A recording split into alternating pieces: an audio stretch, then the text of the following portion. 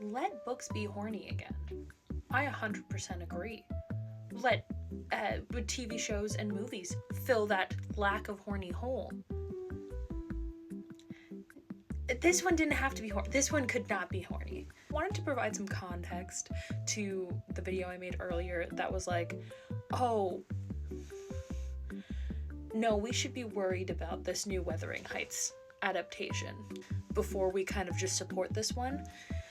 I have looked more into like the production of it, and I've watched the kind of infamous clip of the director saying that this is her kind of fan fiction version of the book she read when she was 13, which, you know, that would have done numbers on Wattpad. I don't know if it needed to be a Wuthering Heights adaptation, though. I think it's so unfair to lie to people about what a book or about what a movie is about, and not in the like, oh, I think some like misconstrued marketing can be really fun, and it's like, oh, I was so surprised, it was a completely different thing.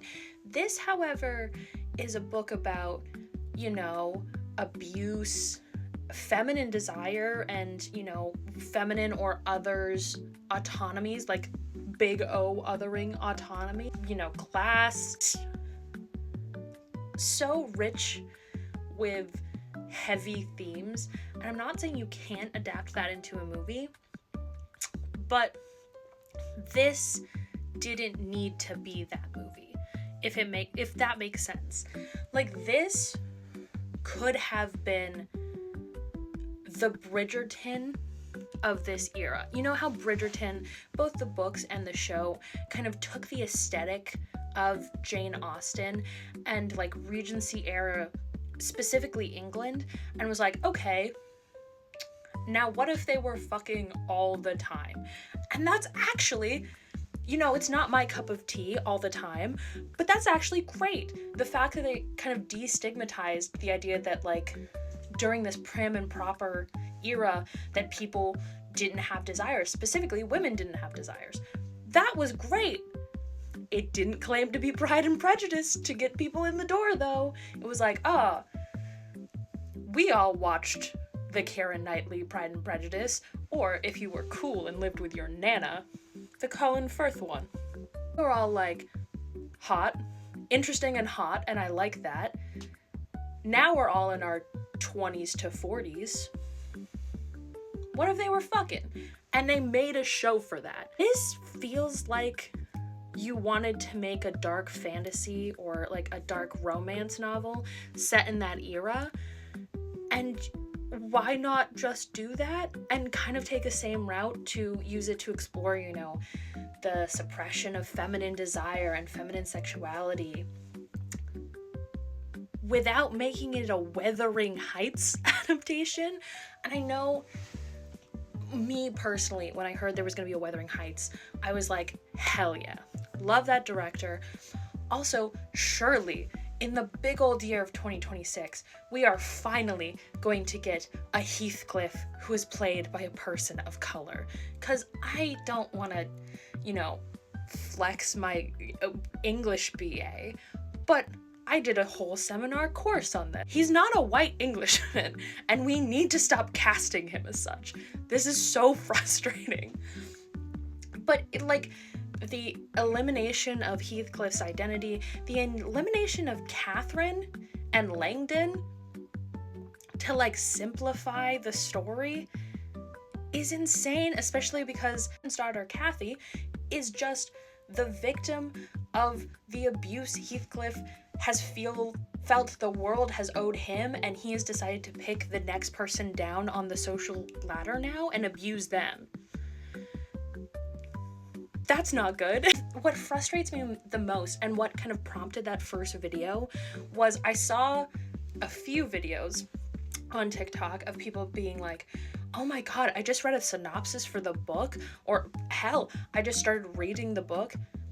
Heathcliff is a monster. Jacob Elordi's so hot though. Like, I wanted him to be the like anti-hero good guy. Let me be so clear. Heathcliff is not an anti-hero. Like, that is not the case here. He is a deeply complex, very troubled man who suffers at the hands of, race and class-based abuse constantly. And the second he has the kind of financial stability to do so, decides to inflict that pain on others.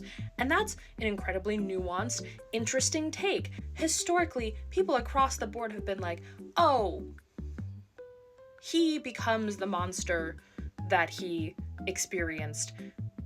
That's not good, because he was a sweet, kind boy that was stolen from his homeland by this fuck-ass white boy.